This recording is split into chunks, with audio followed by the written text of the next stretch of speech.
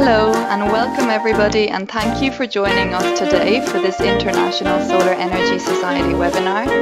My name is Joanna Costello and I'm the Communications and Outreach Officer at the headquarters in Freiburg in Germany. We're just going to wait another half a minute to let everybody log in.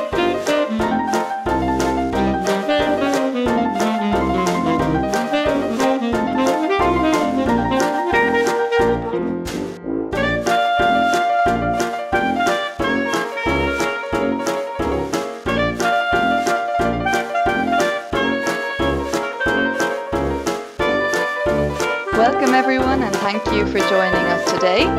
We are very pleased to have over 300 people participating in this ISIS webinar.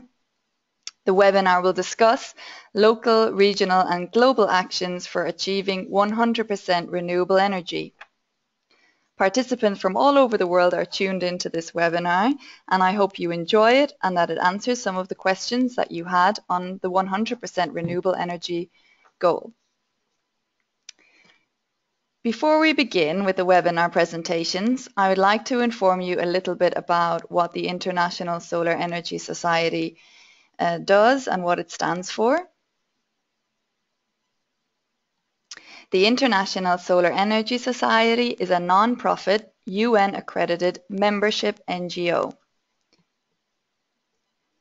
The ISIS vision is to achieve 100% renewable energy for all, used efficiently and wisely.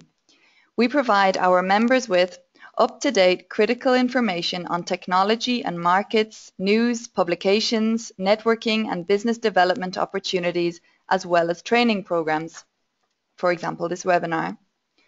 ISIS members have opportunities to network and work together on the energy transformation, be recognized for important contributions, and for the young ISIS members in particular, our student and young professional members, opportunities to advance their careers in solar energy and related fields. We represent a diverse membership of academics, researchers, energy practitioners, consultants, students, businesses, and advocates. ISIS works together with like-minded organizations from countries all around the world to advance the renewable energy transformation. We have many ISIS members participating in this webinar today, and also many of you who are new to ISIS and joining your first ISIS webinar, so a special welcome to you. The presentations and recording for this webinar is going to be available for 24 hours on the ISIS website. That's www.isis.org. After that time, I will post the presentations and the recording into the ISIS members area. So to access this area, please log in using your email address and password. If you are an ISIS member, that is. And if you are not an ISIS member, you can join up at join.isis.org.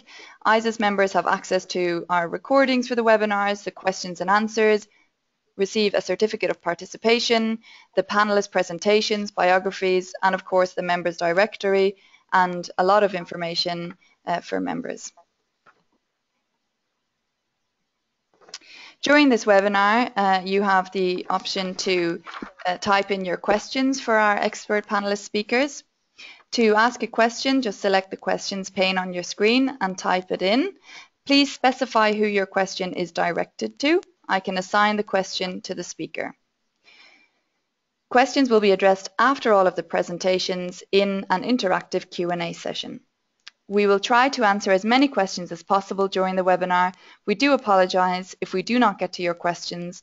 We will also collect as many questions as possible and post them into the ISIS members area with the recording. A quick survey will be launched once the webinar is closed. We welcome your feedback on this. It should only take you a few minutes. And please follow ISIS on social media. We are very active on Facebook and Twitter especially, and appreciate your engagement with us.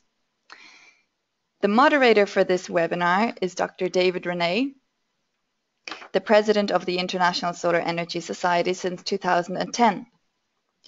Dr. Renné is also the associate editor of the Solar Energy Journal in the field of solar resource assessment. Welcome, Dr. Renné, to this live webinar.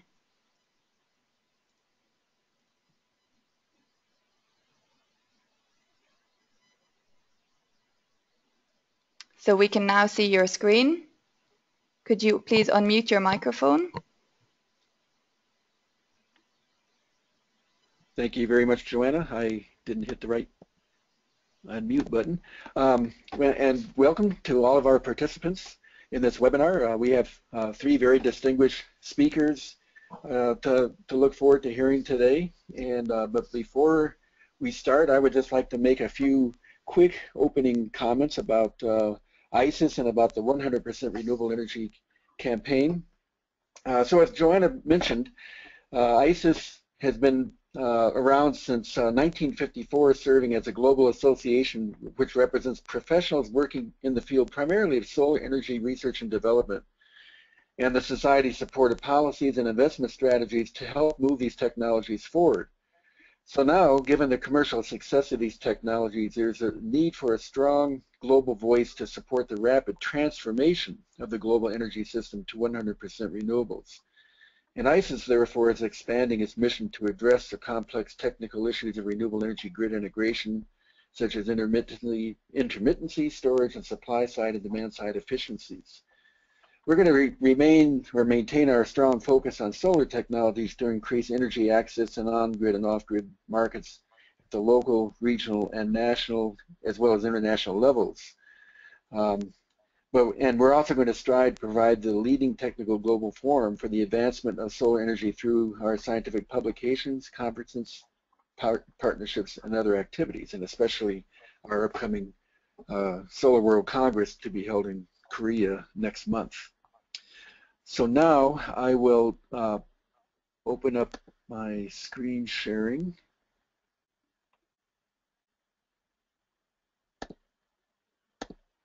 Can you see my screen, Joanna? I can see your screen, but it's not moving forward.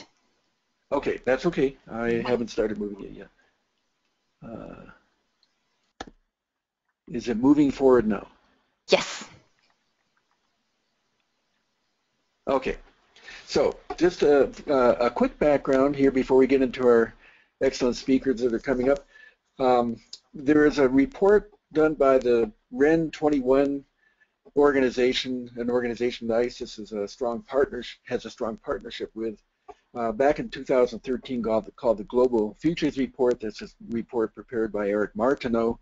You can see the reference for this report here, and I just wanted to show one figure that came out of this report, and this is a summary of various studies that have been done up until about 1912 on pathways to get to a 100%, whoops, didn't mean to do that, 100% renewable energy scenario, or to a high penetration renewable energy scenario by the year 2050. And as you can see, various organizations came up with quite different pathways and quite different estimates. Greenpeace, for example, had a pathway that showed we could get to over 80% renewable energy by the year 2050. And Global Energy Assessment, which is done by EASA in Vienna, also shows a very high scenario, especially if you incorporate extensive efficiency measures. The International Energy Agency energy technology pathways also shows about a 40% or so penetration scenario based on certain scenarios that they had developed. And the earlier IEA report also showed maybe a 10 to 15% penetration based on some new policy scenarios, quite a bit lower than their more recent estimates. And then ExxonMobil, looking at from their perspective, it shows that renewables will maintain maybe a 10% contribution to the renewable energy supply, or to the total energy supply, and that was out to the year 2040, and the IEA report went out to the year 2035.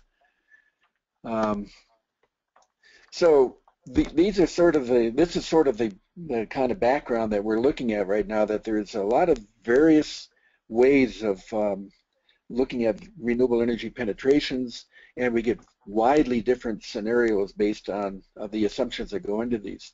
So the IPCC, the Intergovernmental Panel on Climate Change, developed a concept called representative concentration pathway scenarios. And these are carbon dioxide emission scenarios based on either current projections or based on very stringent actions that would need to be taken depending upon which scenario you follow in order to achieve a global warming of no more than 2 degrees centigrade by the end of this century. So here you'll see the concentration, the emissions, carbon dioxide emission scenarios based on 4 different pathway assumptions and the resulting carbon dioxide atmospheric concentrations, with the idea being that the goal would be to achieve 2 degrees, no more than 2 degrees warming above pre-industrial values by the end of this century.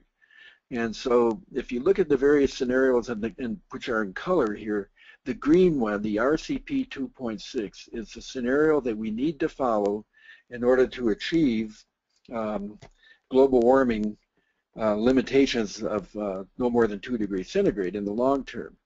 And as you can see, the way these scenarios work now, so that's the green line. The blue line, the RCP 8.5, is the business as usual line. So that shows what could potentially happen if we don't take any actions at all, any strong policy actions at all. So that's the range of scenarios that the IPCC looked at. As you can see, the RCP 2.6 requires a rapid reduction in emissions beginning within the next decade or two. And even if we start reducing emissions dramatically within the next 10 to 20 years, we still will have a growth in concentrations in the atmosphere due to all the residual processes that take place. So that we'll still have increased concentrations of carbon dioxide out until the middle of the century. And we won't see the fruits of our efforts until near the end of the century. And what this means is that if you look at the various scenarios, if you look at the vertical scale on the left-hand side, we can see some of the scenarios will get us to a warming of up to 5 degrees centigrade by the end of the century if we don't take strong action. That's the RCP 8.5 scenario.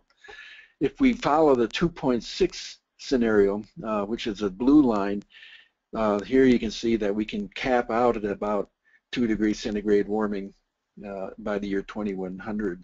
And just for reference, we are here right now. We've had almost a 1 degree centigrade warming occur since pre-industrial times. So we're already halfway there. So this is the important message I'd like to give here, is that we're really going to have to take very stringent actions such as what the RCP 2.6 scenario implies in order to really get our carbon dioxide emissions managed to within to avoid no more than a 2 degree centigrade warming by the end of the century. Now the RIN 21 also produces annual global status report. I encourage all of you to go to their website to download this report. It has a lot of very valuable information on the status and trends of renewable energy in general. And here you can see that in their most recent report that we have roughly 20% of our total global energy consumption supplied by renewables. The majority of these renewables are going to be in the hydropower and the traditional biomass area. And you can see wind, solar, biomass, and geothermal power are just a little over 1% of our total global primary renewable energy supply. Another way to look at this is in terms of electricity production. And here we see that renewable electricity is about 22 or 23%. And again, the majority of that is produced by hydropower with a smaller contributions from wind, biopower, solar PV, geothermal, CSP, and ocean thermal. So, and that share only increased by less than 1% between 2013 and 2014. So this is a challenge that's facing us. We see the need to have 100% renewable energy supply, certainly by well before the end of the century, in order to follow the RCP 2.6 scenario. We're currently at about a fifth of that, to a little over 20%, maybe about a quarter of that. So the talks that we're going to have today are a variety of approaches to achieve personal, local, and regional 100% renewable energy pathway scenarios. And so we have 3 speakers on tap here to provide provide information from the various perspectives. Our first speaker is Dr. Tom Hoff. He's the Chief Scientist at Clean Power Research, and he will be speaking, I believe, right now on some local actions that you can take and provide some very interesting examples of local actions that can be taken to really have a very carbon-free lifestyle at the personal level. So Joanna, I think I'm finished with my talk, and I can have you turn the screen over to Tom. Great, thank you. You should have my, do you see my screen up now and everything, Joanna? Not yet, Tom. Now I do. Yeah, thank you very much. Okay, great. Dave, thank you for the introduction, and thank you also for the vision that ICES is providing. It's exciting, the organizational goal of reaching 100% renewable energy for all, used efficiently and wisely. And I just applaud that vision because it's very exciting to see you taking that on. My talk today is, I'm going to start at the lowest level. I'm going to start at a very personal level, and I'll be addressing the question, can individuals take cost-effective actions to personally achieve a 100% renewable energy future? A little bit about my background is I've been in solar for 30 years and been very focused on photovoltaics, lots of value analysis, performance and estimates, economic analysis, really understanding solar. And about 2 years ago, I was very challenged by the state of California in their goal. So the goal of California is by 2020, California's goal is to have new homes that are zero net energy, defined to be the energy consumed by the home, including electricity for all uses and natural gas for space heating and water heating.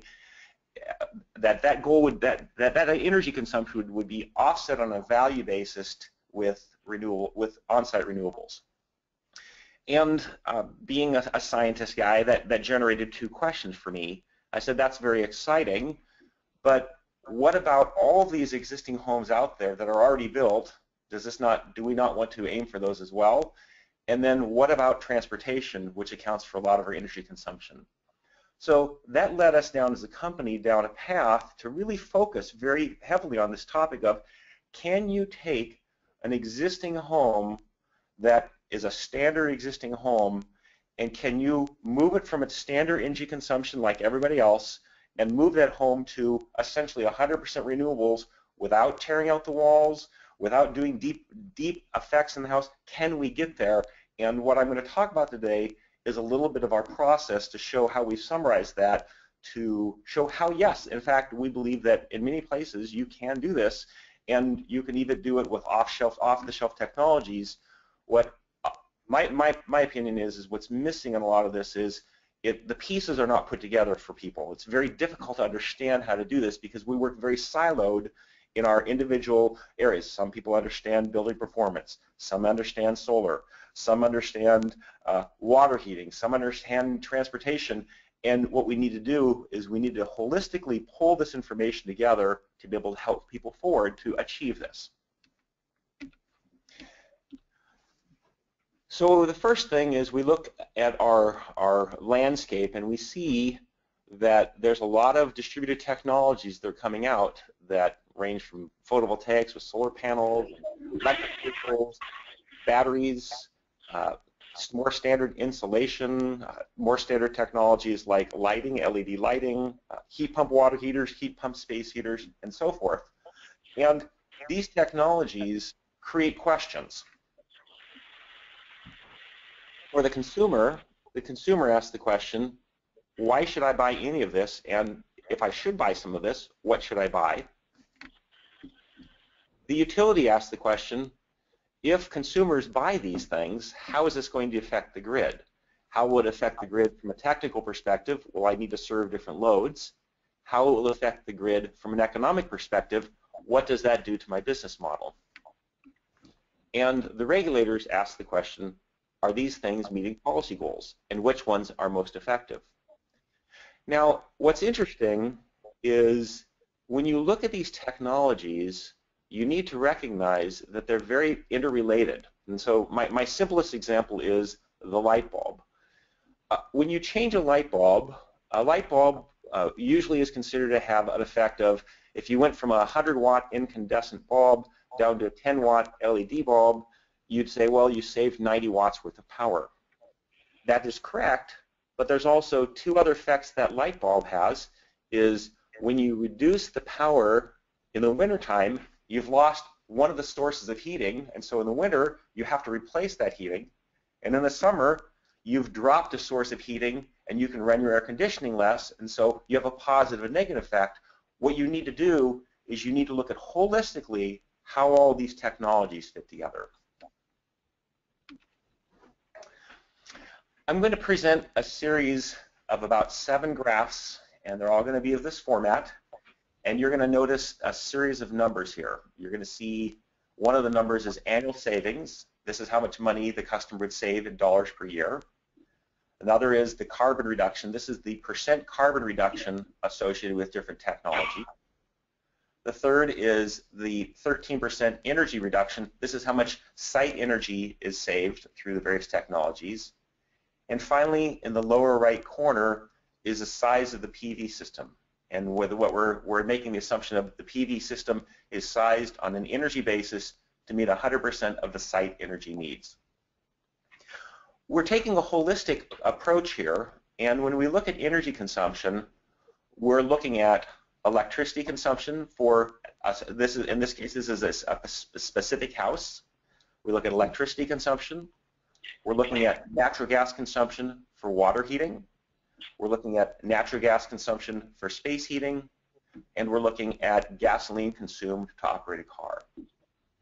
I'm going to, as I move through these graphs, you're going to see the check boxes at the bottom. I have 6 of these boxes listed, and we're going to begin to add different of these boxes and then consider the holistic effects to calculate how does this affect our consumption. And so I start with this slide because as I talk to people who have put on a solar system on their house, they think they've made all of their energy investments that they need to make. And in fact, when you look holistically, they really have only done about, in this case, 1/7 of the carbon emissions associated with the total energy consumption.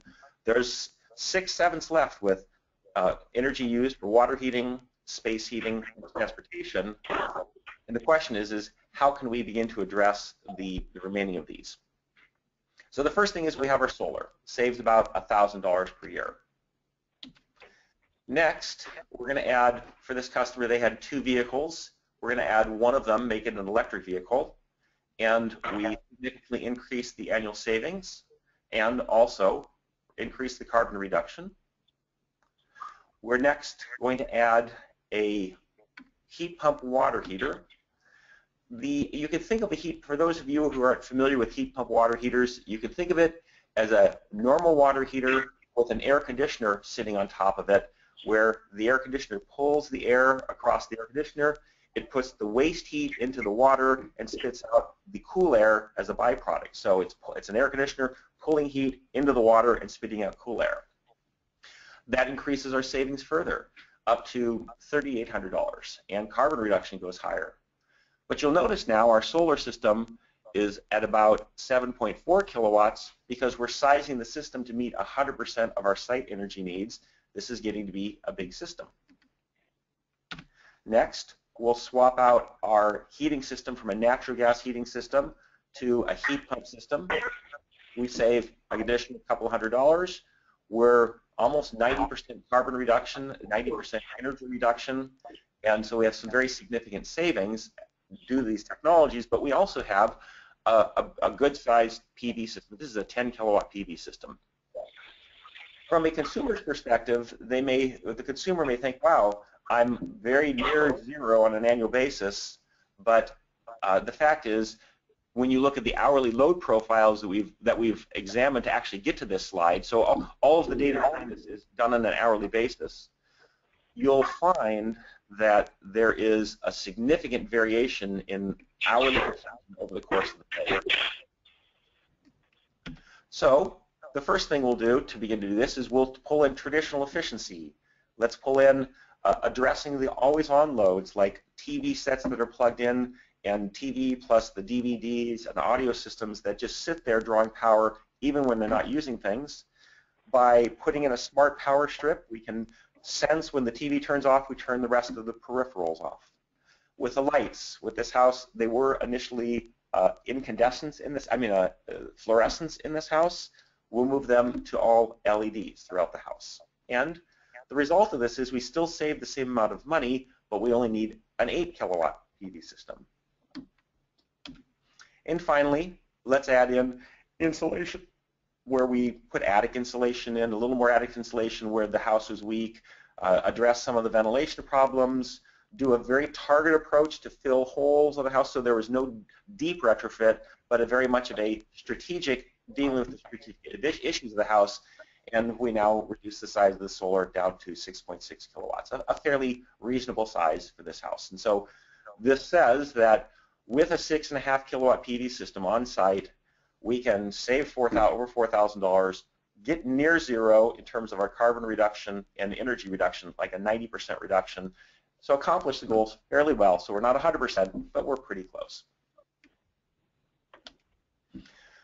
One of the things we did in the developing of these models, we started this about 2 years ago. We decided that it's not sufficient just to do an analytical model, but we wanted to do a prototype house. And so we have about close to a year and a third, almost go into a year and a half worth of results for this house after implementing all the technologies.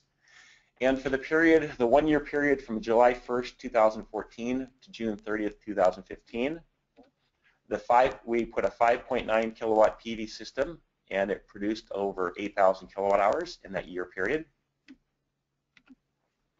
The lights, refrigerator, cooking, laundry, and dishwasher consumed about 3,000 kilowatt hours. The water heater used less than 1,000, and the space heater used, when you put those two together, you get to close to 3,000 kilowatt hours for the space heater and water heater. And again, I'll mention on our prototype house, we found that the energy needs were so low in the heating for this house that we simply put in resistance heating for the remainder of the night. It was a very cheap, low-cost approach to meet a little bit of energy. We'll probably take the prototype house and put in a heat pump to demonstrate how that can even reduce the consumption even further. And then to the EV charging, driving about 12,000 miles a year, including both the energy consumed at home as well as the energy consumed away from home and the network. And we see we're pretty close to balanced of the amount of energy consumed is close to the amount of energy produced by the PV system. So we're near zero on this house.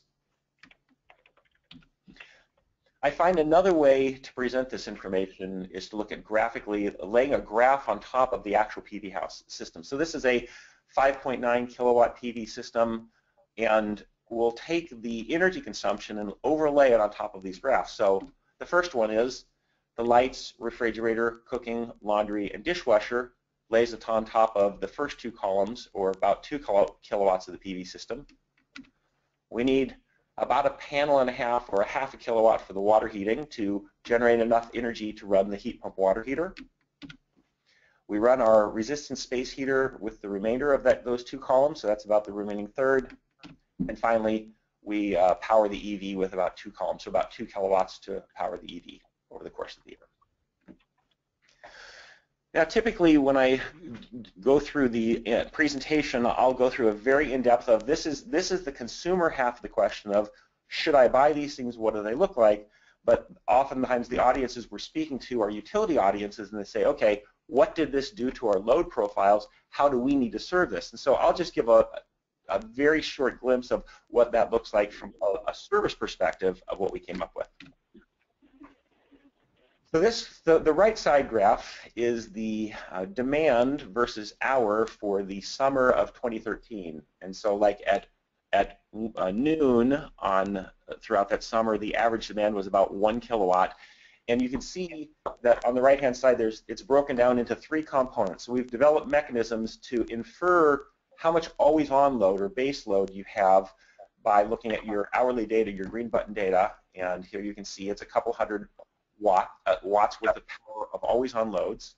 We estimate the energy consumed by the refrigerator, and then we throw the dark blue area into the everything else area.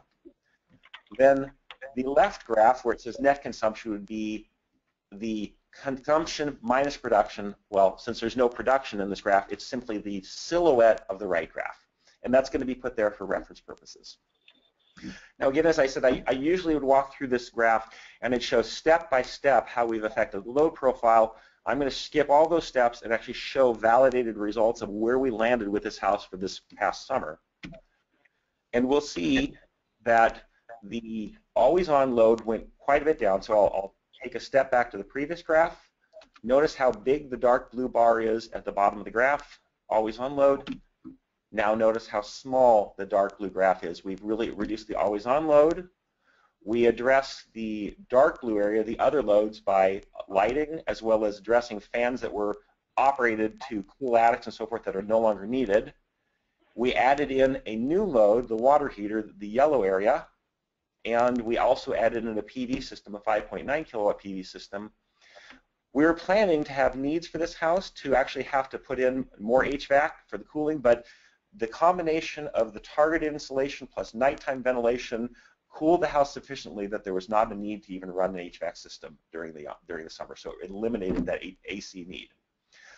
When you take the consumption on the right minus the red line, which is the PV, and you say what's the new net consumption, you move to the left of the graph, you'll see that we significantly decreased consumption for all hours of the day, and most notably from the utility perspective, the old peak for this house used to be 1.4 kilowatts. The new peak for this house was 0.4 kilowatts, a savings of over 2/3, which this can save the utility a lot of operation costs when they don't have to meet those peaks. And so it demonstrated it's very effective to put these technologies together. And then I'll add in one more thing that we put in the electric vehicle. We let the electric vehicle be charged whenever we wanted. And this now adds the electric vehicle, the gray area for the charging. And you can see that even with the electric vehicle charges in an uncontrolled manner, we still have a nice peak load on the graph on the left that we didn't increase the peak load, which is what is very core to the utility. So in conclusion, we found that we can analytically model an existing house that, in this case, it was a 30-year-old house, a 3,000 square foot house. We can determine how to systematically bring this house's energy consumption down through base loads and LED lights without doing deep retrofits to the walls, to find target insulation, adding new technologies like a heat pump water heater, electric vehicle, and adding a PV system to allow individuals to, in a cost-effective manner, personally take actions that they take their own houses down to nearly 100% renewable energy future. And the next steps where we're beginning to move to, we have a prototype, we have models, we're beginning to move into how do we extend that to more houses and how do we expand this out. And I think with that, I will stop. Thank you very much, Tom. Thank you for your very interesting presentation. Before we continue, I'm just going to do a quick sound check and see if Diane can just say hello. Diane? Hello? Oh, Hello? great. We can hear you. Perfect. Thank you very much. Okay, that was just a quick sound check. I'm going to give it over to you again, Dave. Okay. Thank you, Joanna, and thank you, Tom. That was a very interesting and inspiring talk about the kinds of actions that individuals can take. Makes it look so easy. I'm going to start taking action myself here, but I think this is a really important message to get out there, that everybody can contribute to this movement on achieving a 100% renewable energy lifestyle in the future. So our next speaker is Dr. Richard Perez. He's a research professor at the University of Albany's Atmospheric Sciences Research Center in New York State.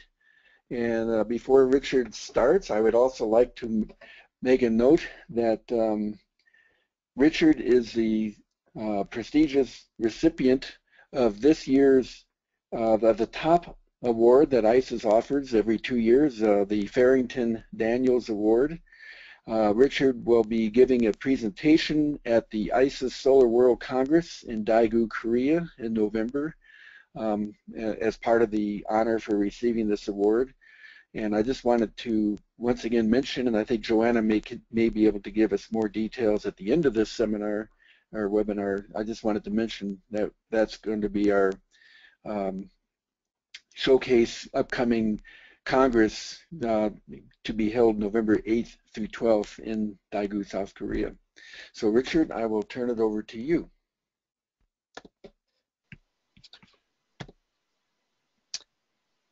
Hello, good morning. Can everybody see my screen? Yes, we can. Yes, we can. Okay. So, thank you, Dave, for the very kind introduction. Tom Hoff presented a very interesting view at the micro personal level. So I'm going to switch gear totally and present a view from the macro big picture level. In the end, it all amounts to the same, but this is just taking another side. So the question is big solar and how to do that. So we all know that solar is the largest energy resource of the planet by far. It's much bigger than the finite resources, and it's much larger than all the renewables combined. So the question that had been puzzling me is how come big solar is not here yet? So there has been two things in the way of big solar. One has been the cost of the technologies to convert solar into usable energy, and the other has been intermittency. Now, when we look at what happened to the cost side for the electrical energy generation, solar is now close to the point where it's going to be the cheapest source to generate electric energy on a pure energy basis. So that problem is disappearing. The one big remaining one is intermittency. The solar supply is not dispatchable, it's not controllable, and it's variable.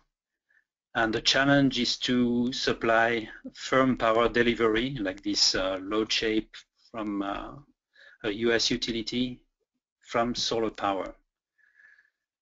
So to give an idea of, graphical idea of high penetration PV on a realistic grid, this is the load of New York City in summertime, about 20 days worth of load. The load is supplied by base load generation from very large power plants, nuclear and hydro and coal, and the variable is supplied by gas. Now, when we put a little bit of solar on that grid, it very effectively displaces the peak, so it's really well, very high capacity credit, and you see the solar penetration increasing. But when I put more solar on the grid, you can see that I'm starting to miss a little part, generally late afternoon, especially when there are clouds coming in on the two peak days. And as the penetration increases, that problem gets bigger, the red part becomes bigger, and here you will see a very familiar graph that has been circulated widely over the last 2 years, the famous duck from California ISO appearing. But as I put more and more PV on the grid, that duck is becoming much larger and doesn't even look like a duck anymore. And you reach a point where PV oversupplies.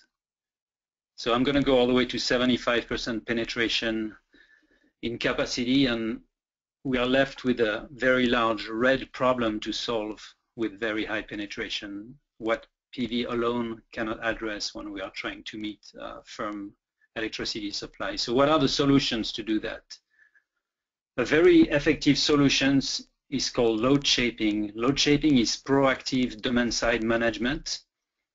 So let's look at that animation and see what happens when I encourage users to use more power when solar is available.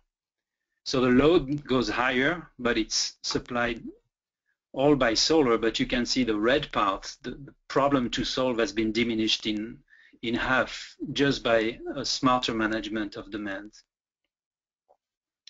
Another solution that everybody knows is storage. So you use the excess solar production when you need power and solar is not around. There is a lot happening now on the batteries front and associated with electric transportation. This will be very much applied. On the massive storage, you have, of course, compressed air. You have the holy grail of hydrogen. It's not here yet, but maybe will. And there is a lot of exciting new technologies happening with the gravity-based storage technologies, particularly marine-based. There is a synergy with other renewables, particularly wind, the other sizable resource. Wind is uncorrelated with solar, so they tend to be complementary. Plus, there is a natural synergy on a daily and seasonal cycles, where wind tends to be in opposition of phase to solar. Another solution is geographical interconnection. By spreading the resource, you can take advantage of hour shift and weather effects being minimized. Let's look at an extreme example here just to give an idea. This is the solar supply of one single city. This is New York City, and I took that from my son's PhD thesis at Columbia. So you can see it varies a lot from day to day. This is 1 year. You have cloudy days, clear days, and from a utility management standpoint, this is very difficult to manage. However, if you spread the resource, and here I spread the resource across the entire United States, the day-to-day variability disappeared, and all we are left with is just a seasonal variability. And if I spread it even further, taking a very extreme example, over North and South America, the variability seasonal disappear, and the day-to-days, you cannot see it anymore. And finally, there is something called smart output curtailment. So I'm taking that single city variable resource again, and I'm looking at what happens if I'm satisfied with using only 50% of what a system will provide, willing to be throwing away 50% of excess energy. And when you do that, the signal gets a lot cleaner and a lot more manageable. And given what's happening to the cost of producing those solar kilowatt hour, this may be an affordable reality sooner rather than later. So not one of these solutions will lead the way. It may be too expensive, but applying them in concert, I think we can dream 100% penetration with solar. Just to give you an example of economics, this is also, I took that from my son's PhD thesis, and it was published in the IEA Solar Heating and Cooling Task 8 final report. The cost of producing a base load with solar in the central US, if you do it with storage only, it's going to be unaffordable. If you're trying to do flat loading with PVs and you only have storage to help you supply that flat load, you're going to need a very, very large storage system, and the kilowatt hour will be uneconomical. Now, if you combine geographic dispersion and storage, you can see that there is some synergy going here, and the cost goes down. Still expensive, but went down significantly. Now, if I combine storage and curtailment, you can see the very strong catalyst effect of curtailment here. Combined with storage, we get down to 28 cents per kilowatt hour. If I combine the three together, I'm down to 23 cents. And if I assume PV will be reaching the goal of the Sunshot program at $1 a watt turnkey, I can get down to 18 cents per kilowatt hour in the central US. And this is to supply flat load, the equivalent of nuclear power plants. In practice, if I add demand side management to that and I'm supplying real load instead of flat load, we could get easily below 10 cents per kilowatt hour to supply 100% solar with firm capacity delivery. So how do we implement those solutions? What actions will be needed? Two very important ones will be on the regulatory and front and grid operator front, and will have to do with tariffs, which will encourage those solutions. On the supply side, value of solar tariffs, in my opinion, will play quite a role in taking us there.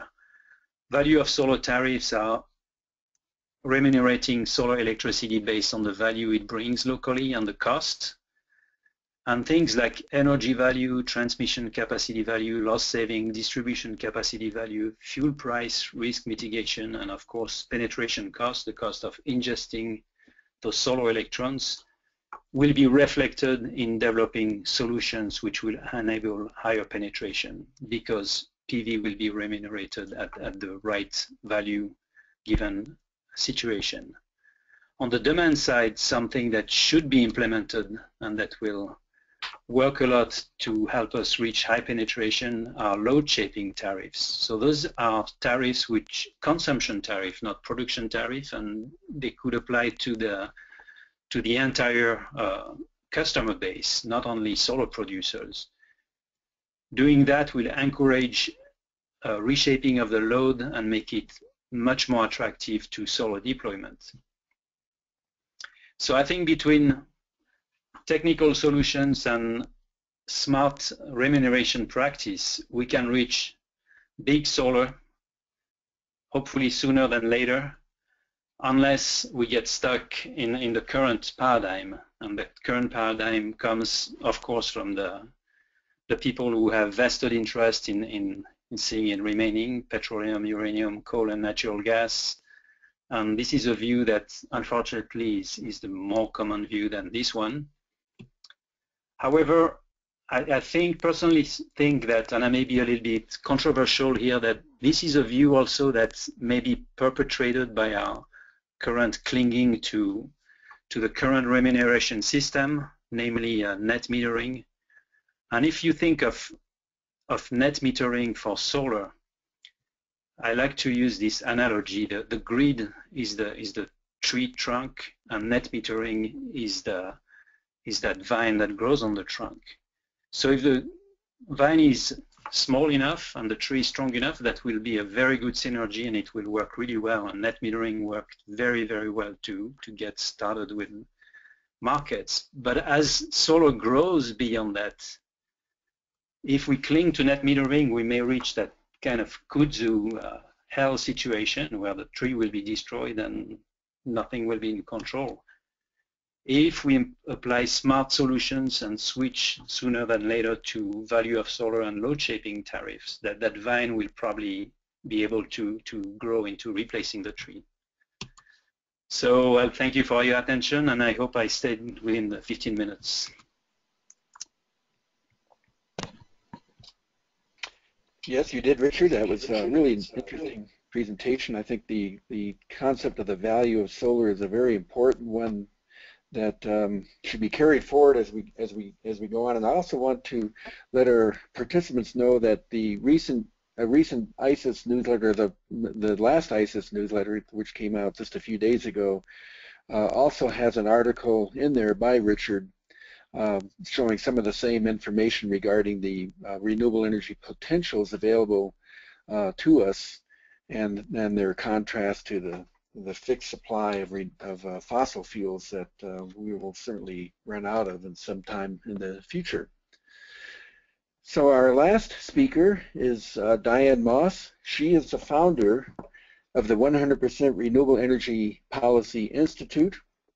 ICIS has been working very closely with her as well as the Go 100% Renewable Energy campaign to promote the ideas and to show real examples of where this can be achieved and how it is already being achieved. So Diane, I'll turn it over to you. Hopefully we have your audio available. Can everybody hear me okay? Yes. You're a little bit, maybe if you could speak a little bit louder or turn your volume. Is this better? Hello, a little bit, yeah. Thank you, Diane. Okay, I'm speaking about 1 centimeter away from the phone, so hopefully you will be able to hear me. Sorry, we've had so many technical difficulties this morning. So thank you so much, Dave, and all of you for joining. If you'll just go to the first slide. Is it Joanna who's Yes, I'm at the title slide. Great. So Renewables 100 Policy Institute, we were founded in 2007 to study and try to accelerate the global transition to 100% renewable energy. And one of the things that we thought was very important to let people know is that the transition is already happening and where that's happening in a committed way around the world. So we've been mapping since 2010 various 100% renewable energy projects, and so far we've mapped on go100%.org 8 countries, 55 cities, 60 regions, 9 utilities. This is 2 plus, it should say 21, sorry, that's a typo. Non-profit educational and public institutions representing more than 53.3 million people who are committed to either achieving or surpassing 100% renewable energy in at least one sector. So that would be the electricity sector, the heating and cooling sector, or the transportation sector in the next few decades. So really this is a global trend, and this doesn't include in those nonprofits that are mapped. That's not; those are brick and mortar projects. Doesn't include the dozens more nonprofits that have advocacy campaigns like ISIS and many others that have just been joining this year. Big national groups in the United States, like Sierra Club, for example. And it also, next slide, please, doesn't include businesses yet. And these are not just the normal, sort of green brands that you might think of. These are really household names. In the last week or so, the Climate Group, which is a nonprofit based in the U.S. and London, I think, they have a campaign trying to get more major Fortune 500 corporations to sign on to 100% renewable electricity targets. And there's nine names, including Goldman Sachs, Walmart. These are companies that one may have issue with in one way or another, but they are committed to this impressive target. Next slide, please. So it's really, we've been noticing since we started this, when we started this idea of 100% renewable energy in 2007, people outside of, say, Germany, certainly people in the United States, thought, a lot of people thought this was too on the bleeding edge. Now it's really on the cutting edge, and it's becoming part of the lexicon, the vocabulary that's being used even among global leaders. UNESCO, which has long supported 100% renewable energy projects in the developing world, last year they had a forum on El Hierro, which is an island off of the coast of Spain that's transitioning to 100% renewable energy. And we pushed for a call to action for 100% renewable energy along with others. And UNESCO now has actually adopted that as their official platform in their declaration, in their call to action. 100% renewable energy is the only way forward for all. So it's gone, as we like to say, from pipe dream to mainstream in the global thinking about where we need to go with renewable energy. Next slide, please. So these are cities and counties and states in the United States that have committed to, the top list is those who've committed to 100% renewable power procurement. We've also got examples that have already achieved it and examples likely to adopt commitments soon. And all of this has really happened in the last decade. So it's happening quite quickly. Next slide, please. So there's enough data now that we can start to identify trends among successful early adopters. So what are we seeing? First of all, a lot of the early adopters tend to have large land areas per capita. That makes sense because they have a lot of renewable energy resources and they have a lower energy demand than, say, dense cities. But that doesn't mean that 100% renewable energy targets are not also happening in dense urban areas. For example, Sydney in Australia, or the cities of San Francisco and San Diego, Copenhagen, Munich, etc. The next point can't be overemphasized. Strong local leadership. That's really where we're seeing a push. And it can come bottom up from the community. It can come top down from government. It can come from a push from businesses like renewable energy industries, where we're seeing the most success is when the three really work together.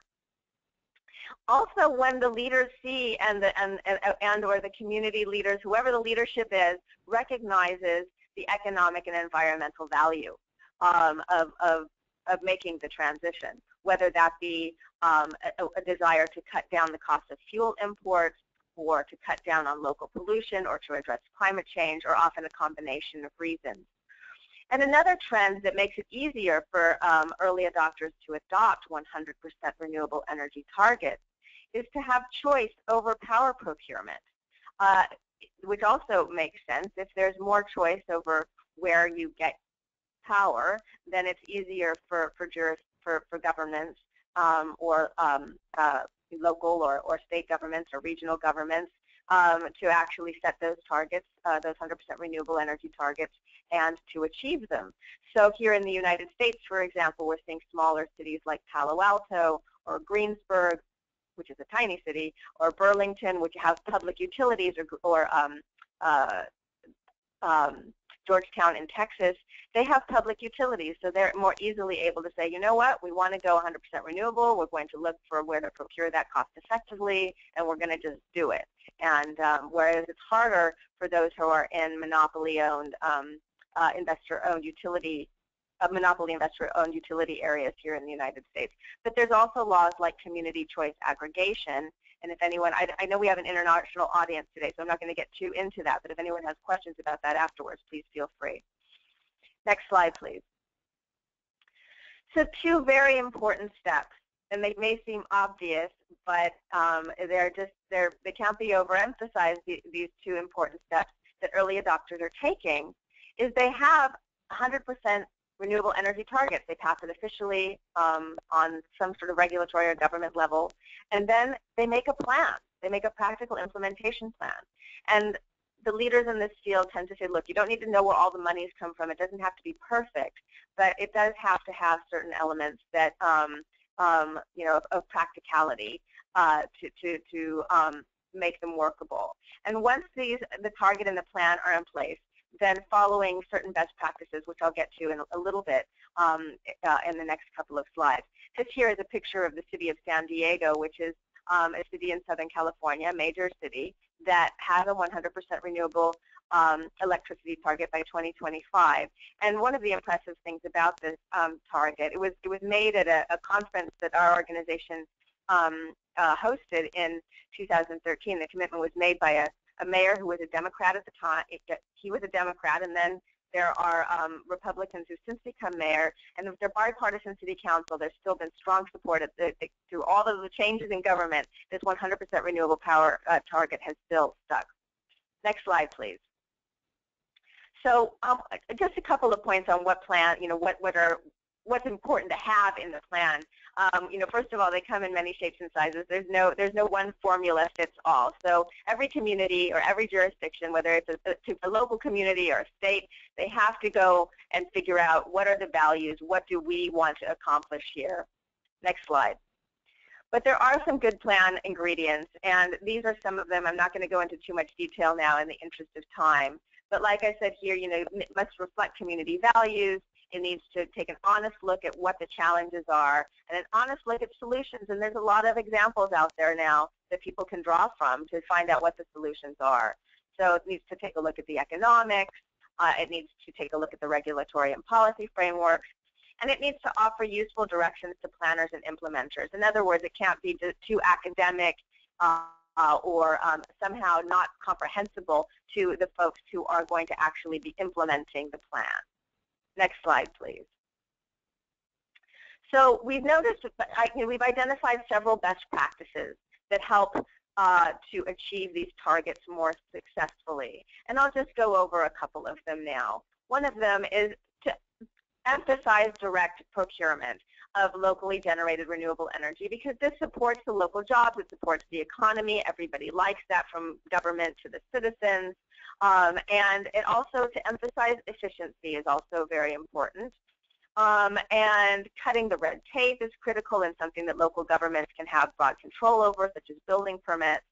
And giving as many people a chance to engage and profit. I was with a large group yesterday, and it included a lot of indigenous tribal leaders.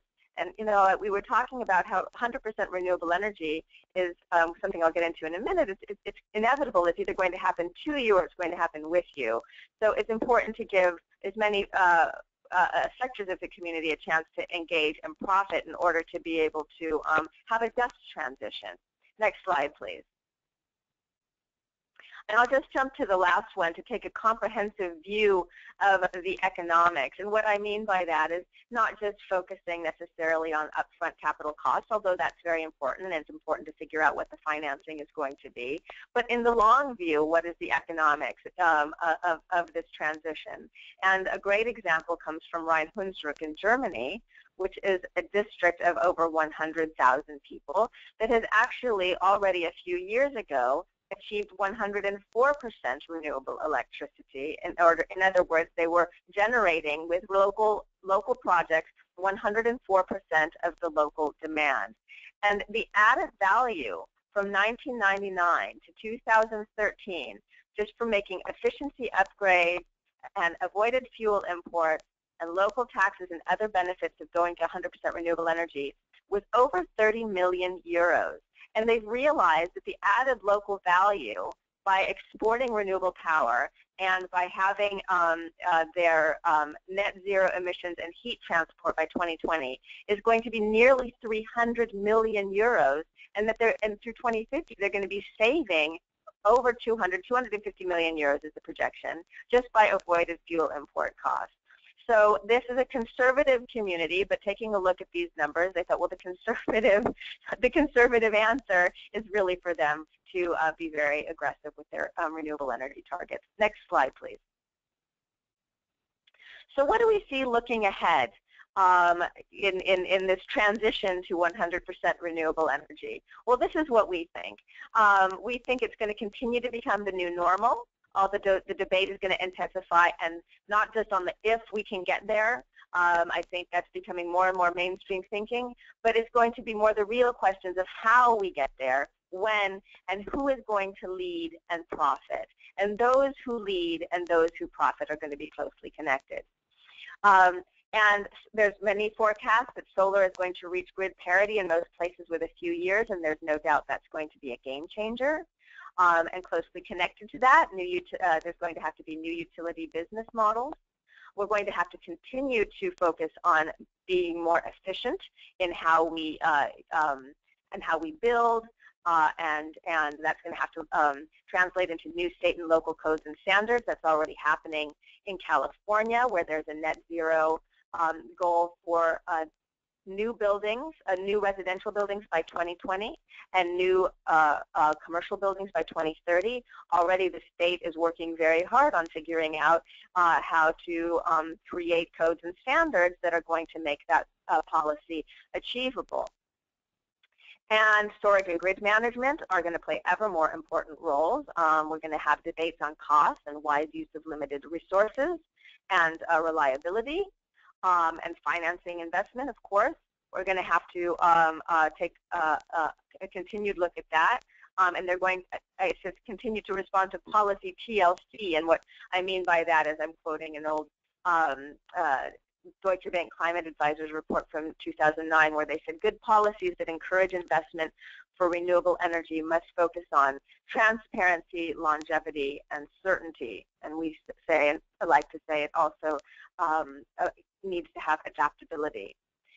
And negative impacts of reliance on conventional resources are going to continue to intensify. The safety issues, the pollution issues are going to continue to add pressure to accelerate the energy transition.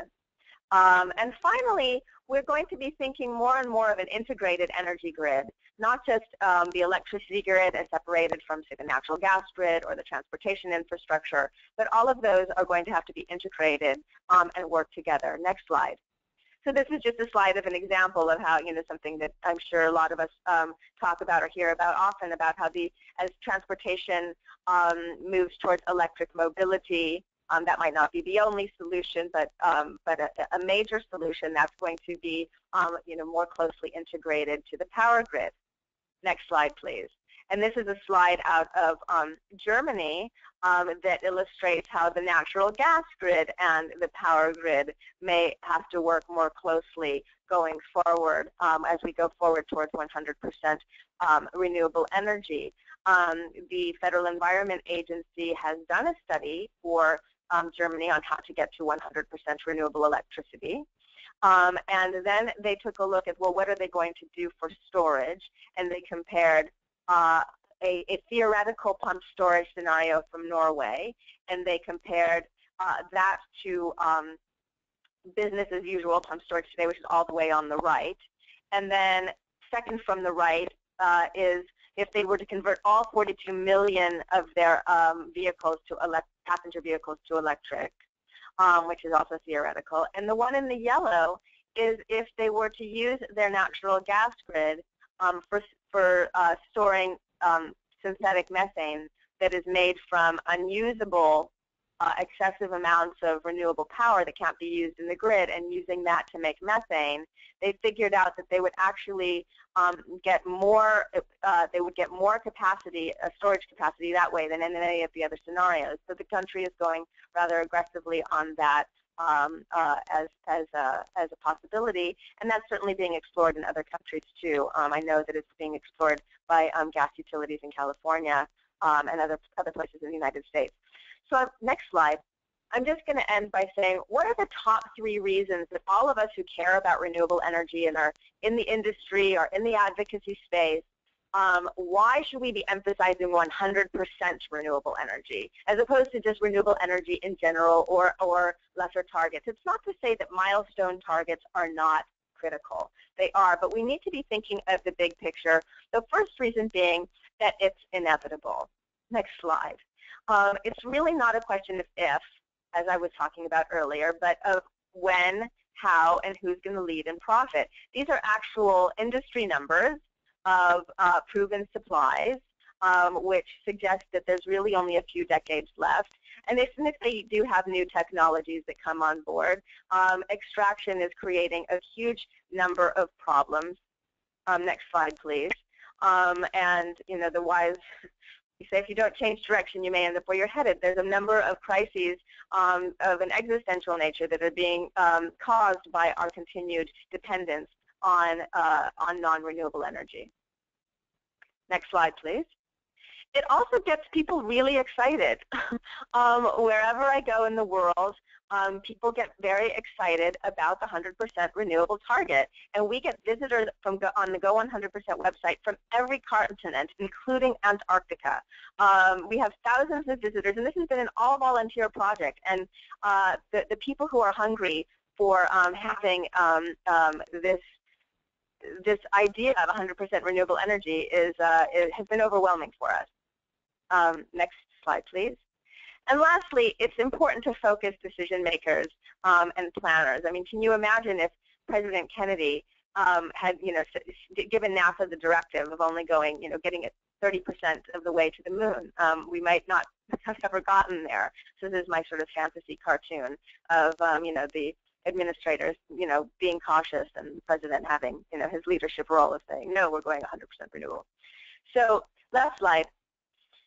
So we just really hope that you'll join us and the millions around the world who are really showing that renewable energy, as we like to say, is not a fantasy for someday, but it's actually happening today. And with all of our support, it can happen more quickly and it can happen more wisely. Thanks so much.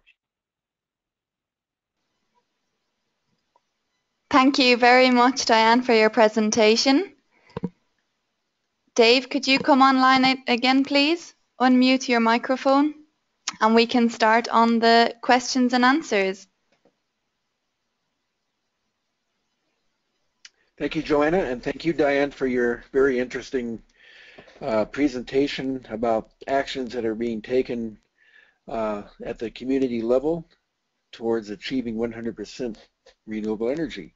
We've had a number of questions coming in. I see the speakers have already started answering some of them, so I would I'm not sure whether we should repeat those, but first let me just say that a number of you have asked about getting access to the PDF version of these presentations.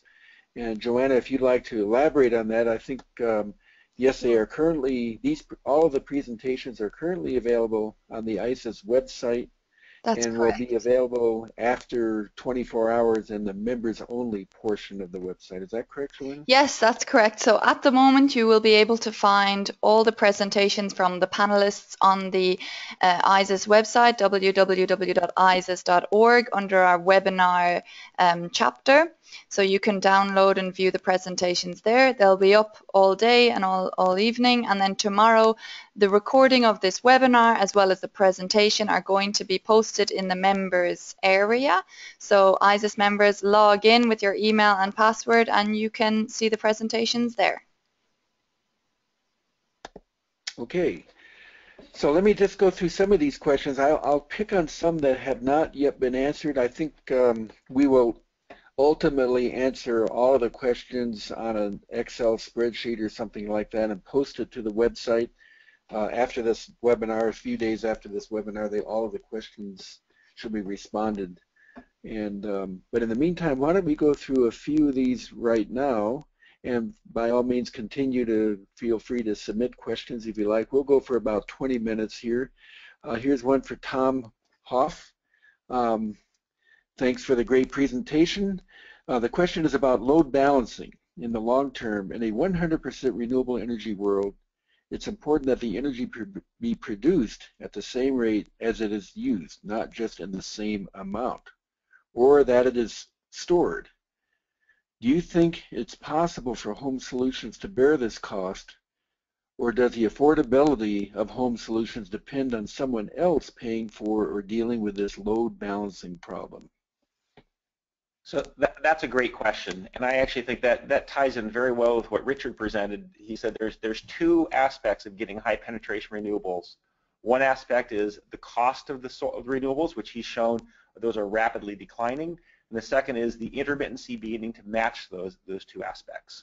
And so I think that you have to look at this question. We've actually started doing that to some degree. So for example, one of the things is we look at in this particular house, there are 3 key loads that need to be addressed.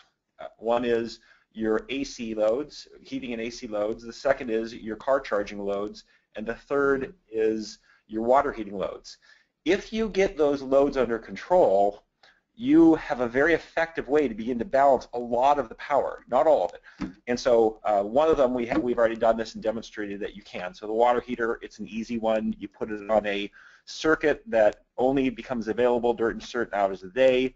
We found for this water heater, it needs to turn on about every 30 hours. So if you run it once a day, you have enough hot water.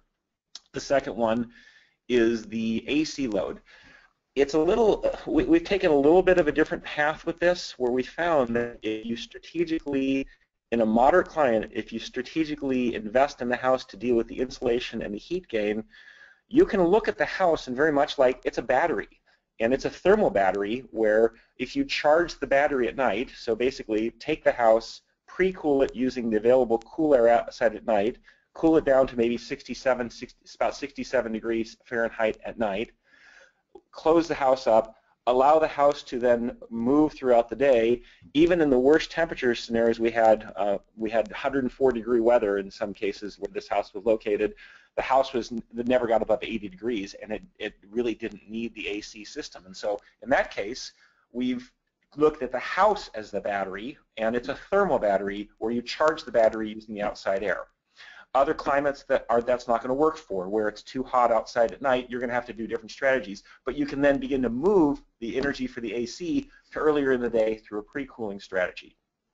The third one is the electric vehicle, and I think this needs a device that is kind of like Richard's developed a smart load controller for AC loads. There needs to be a device for the smart electric vehicle home charger that charges your electric vehicle under some schedule, not a time-based schedule, but available load-based schedule. So I expect some company will develop a device like that.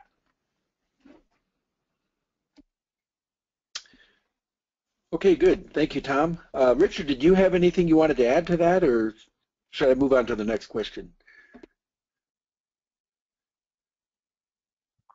Nothing to add except that I concur with what Tom has just said.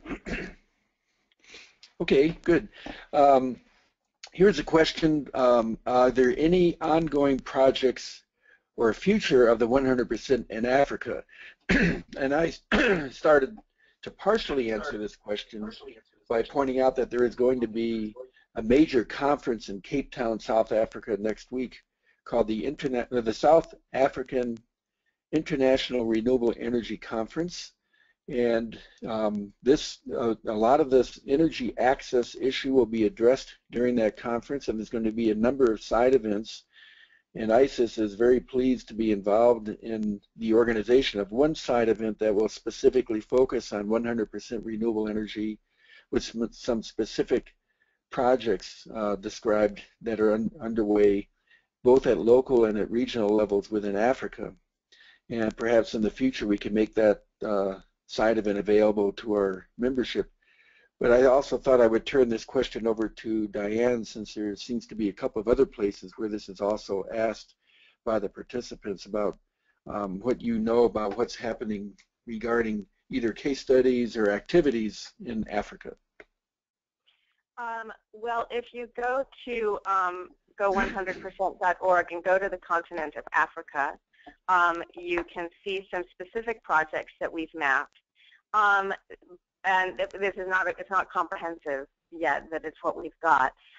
We're seeing where, most of the projects that we've mapped so far is the electrification, where people are getting electricity for the first time in rural villages using renewables, mostly solar, in combination with technologies like LED lighting, to get electricity for the first time as a cost-effective and time-effective way to achieve this, because it takes decades, if not longer, for the grid to come out to some of these areas, and it's polluting, and it's impractical to build, a kind of a centralized power plant like we, coal plant or something like that we would have here in the developed world.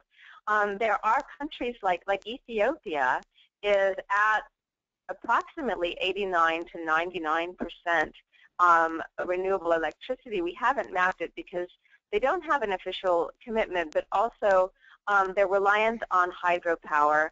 And there are problems with that, because of climate change. The reliability of hydropower is uncertain going forward, and there's also environmental and economic justice impacts that are of concern.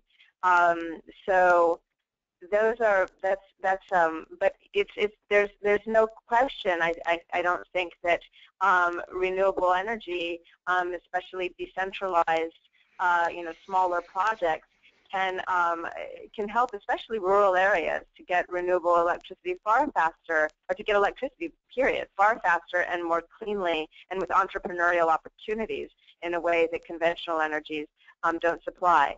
And for the big cities, I think it's starting to happen. South Africa is making investments. REN 21 actually has just, I think in the last year, did a survey of Africa. So that would be another resource to take a look at to see what they've come up with. I don't have all the facts and figures at my fingertips, but there is definitely increased investment, and I think that they will also, that the larger cities will be looking to places like Europe and the United States, where cities are adopting 100% renewable targets, to see how they've done it, and if it can be done cost effectively, which I'm sure eventually it will be. Thank you, Diana. I also wanted to go back to a question somebody had asked earlier that looks like Tom has already answered, but it was regarding the 1.3 billion people around the world who do not have access currently to any kind of reliable electricity service. And I think Tom addressed that question very effectively, but I also want to point out that, yes, this is a very important piece of the energy access issue, and that perhaps in the future ICES can organize another webinar that maybe addresses the needs of those people more explicitly as well, because I think what Tom has presented certainly has some examples of what can be considered for the off-grid people that do not have access to reliable energy services. But I think there's also some unique issues that we would like to address for that community as well. And perhaps, as I said, this is something we can organize a future webinar around. Well, here's a question for all of the presenters. What advice would you give to those facing pushback on solar from utilities that are responding with short-term responses? And this is such as adding fees for customers who are adopting solar in an attempt to protect their investments in old centralized infrastructure. And then how can we, as citizens, government, businesses, and nonprofits, encourage utilities to better consider system integration and other holistic and robust long-term solutions? So there's a very good question, very important question that is open for all of our presenters. And Tom, would you like to at least take a first crack at that?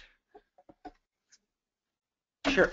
So I think that Richard has made one good point about how to come at this issue, and it's to be able to separate consumption and production through a dual metering system and use a value of solar tariff. So I'll let Richard talk about that one, not say further, but that's actually one solution.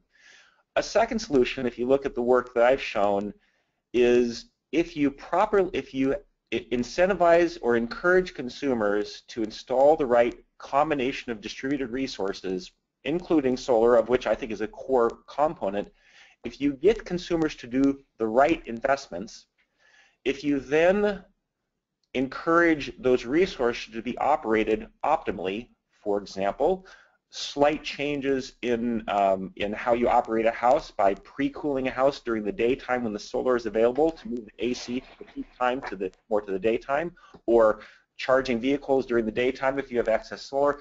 I think now solar becomes a core part of the solution, and the economic case can be made that this now becomes a tool in the hands of the utility to reduce costs, not just for this particular solar customer, but for all customers in their territory. And I mean, my simplest example is I take our prototype house that we used, which used to not be a very comfortable house, and it's now operates very smoothly, very low energy use. And so during this extreme heat wave we had in California about 2 weeks ago, like 4 days in a row of 140-degree temperatures, this house is humming along using a couple hundred watts to run the whole house, and the neighbors are using multiple kilowatts to run the AC system. So basically, this PV system on this house is feeding and supplying the rest of the network to reduce the AC needs of all those other customers. And so you have to understand, you have to look at how do you get customers to know what to do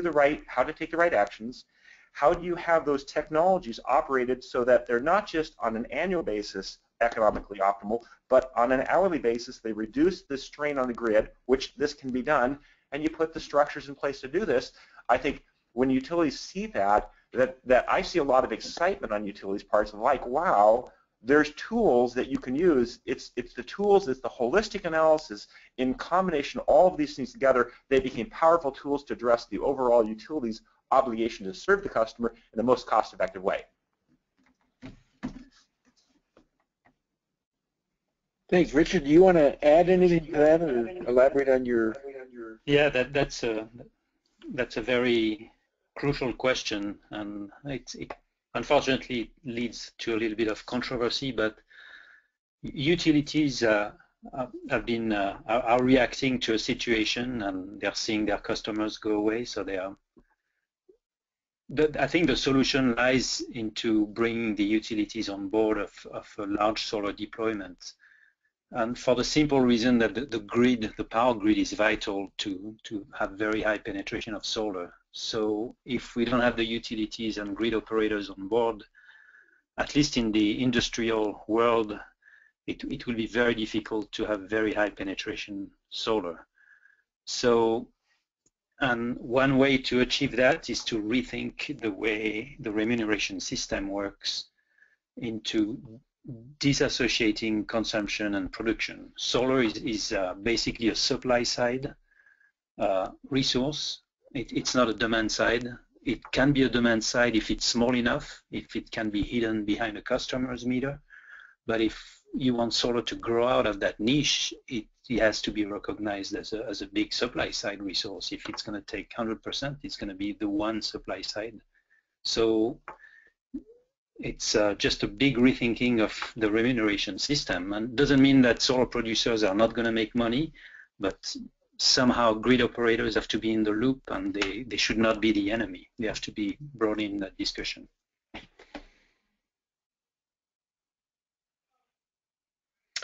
Okay, thank you, Richard. I don't know, Diane, if you had anything you wanted to add on that one, or shall we go on to the...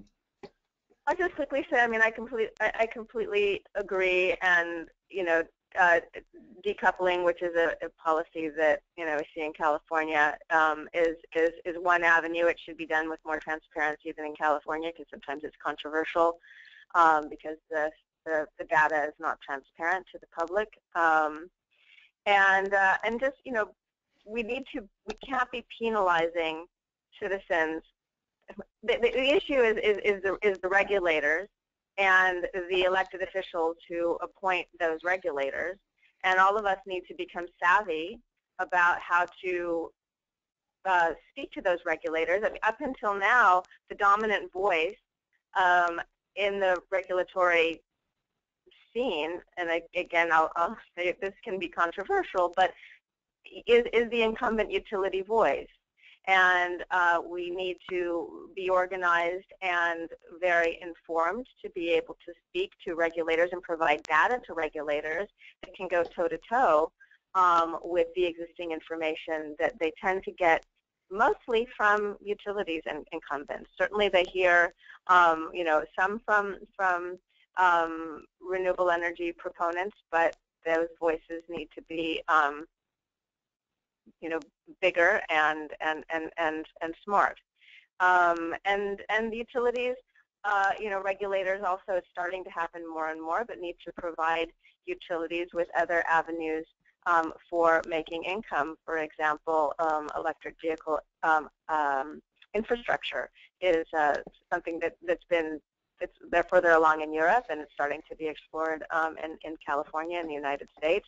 It's important to find ways for utilities to continue to be able to survive as businesses, but while still encouraging the right thing as opposed to punishing citizens for doing the right thing.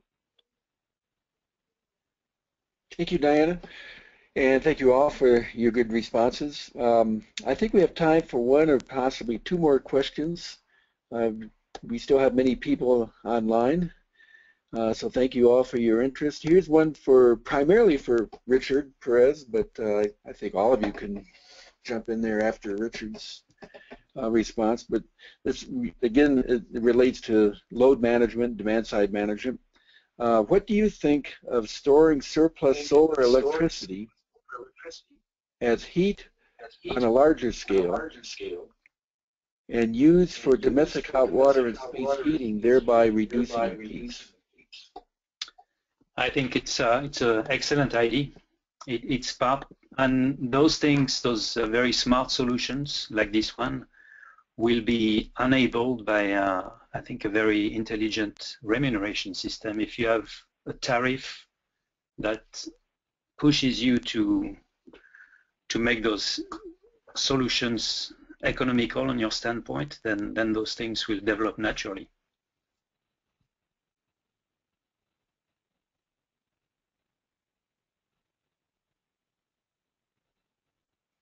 Did Tom or Diana, do you have anything you'd like to add there? It was hard for me to hear the question. I'm so sorry. Could you repeat it? Well, it's about using or storing surplus solar electricity as heat on a large scale, and then using that heat for domestic hot water and space heating, which then allows you to reduce peak loads. Absolutely.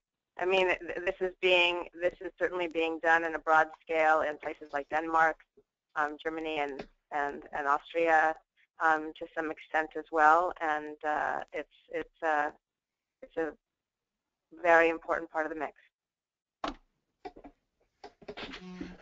So I think you need to look at the application carefully from a technical perspective. There are multiple ways to come at this problem.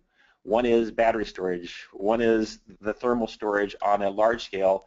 The other is a very local thermal storage. And I think probably one of the areas that I think is least well really accepted is the whole fact that we all live in batteries. Everybody has a battery. Your house is a battery. The battery is a thermal battery, and there's thermal mass with that battery of your house that if you use the buildings right and you do the storage, you can do this very much on a micro level, on a house-by-house, building-by-building level, and it can be very, very effective. At least that's what we're finding on our research. So I think what you need to do is you need to look at all the options: electrical storage, thermal storage on a broad scale, thermal storage on a micro scale, and look at the various costs and benefits and loss, and let the technical describe what you should do in terms of the particular technical solution.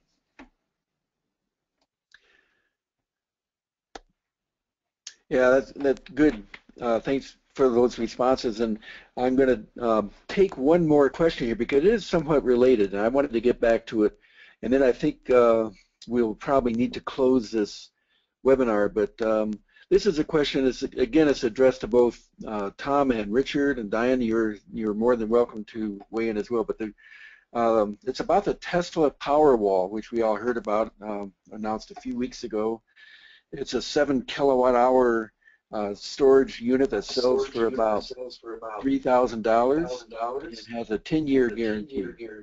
And how do you think this may impact storage and total system cost? I should just say this Powerwall is for domestic household use. So how do you think this technology will impact storage and total system cost? And Tom, start with you on that. Yeah, I think one of the other, someone needs to mute themselves. We're getting some feedback here. Oh, okay, I'll start talking. So we actually took the house, our prototype house, and we modeled the hour-by-hour loads of what could you do with a Powerwall battery, because again, they're very attractive units and they have good cost. They look like it'd be deployed very nicely. And we said, what can you do with a single Powerwall battery? And we showed with the house, after all of the investments, a single Powerwall battery could be used to level the loads on a daily basis throughout the year. And so you can flatten the loads on a daily basis.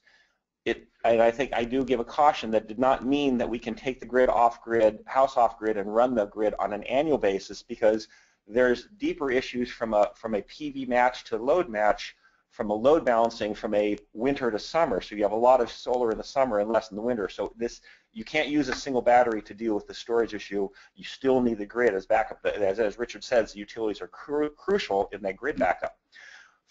If you had done this with the same house before you did any investments, you would need at least 3, maybe 4 Powerwall batteries. So I think that if the goal is to flatten loads at an individual house basis on a daily basis, technologies like the Powerwall battery could be very effective at accomplishing that.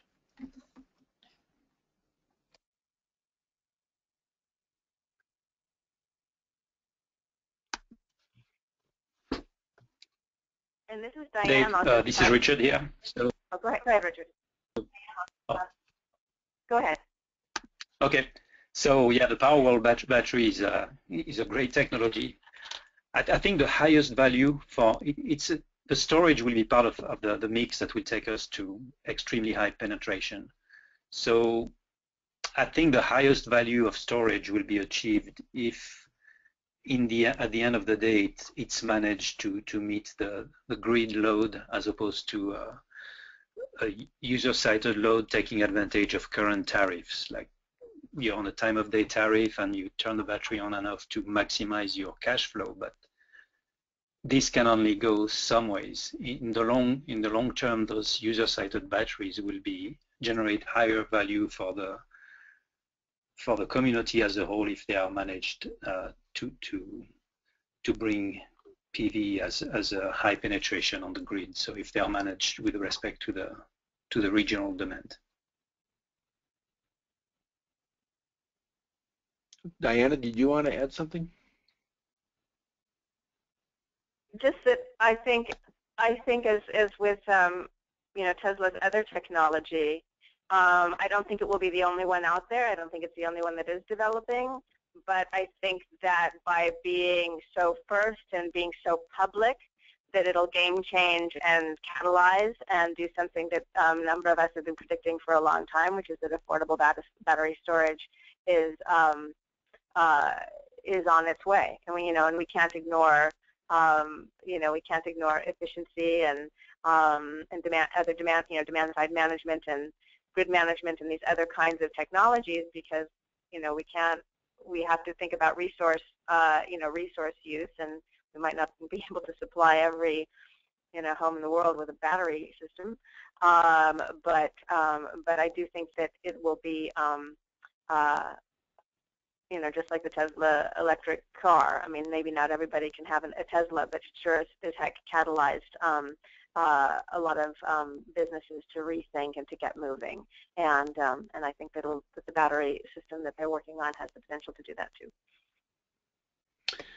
Okay, well, thank you, and thank you all for your excellent presentations, and to all of the participants out there for your excellent questions and your contributions.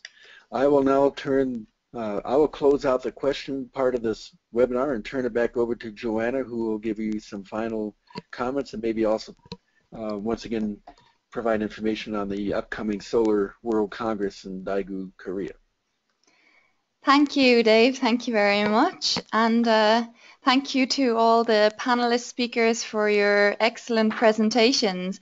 They've been very encouraging to talk about 100% renewable energy and how this is really happening in various places in the world. So very, very informative presentations. Thank you very much. And as David said, I'd like to just mention that today is the last day for the discounted registration for the ISA Solar World Congress. The Congress is taking place from the 8th till the 12th of November in Daegu in Korea. And we'll look forward to seeing you all there. And if you need any further information, please visit the website www.swc2015.org. Good. And last but not least, I'd like to thank our audience for joining us today. I've had the pleasure of chatting with many of you through the chat function and listening to your questions. And thank you for your participation, for being interactive in this webinar. And I hope you can join us again for the next webinar. Our webinars are monthly. So please do join us again for the next ISIS webinar. This is all we have time for today. I apologize if we did not get to your particular question. We will post as many of the questions and answers as possible in the ISIS members area as soon as we can, along with the recording of the webinar. So you can watch the recording on the ISIS website for the next 24 hours, and then it will be posted in the members area. So ISIS members, just log in with your username and password. Then I wish all of you in all parts of the world a lovely day, good morning, good afternoon, or whatever time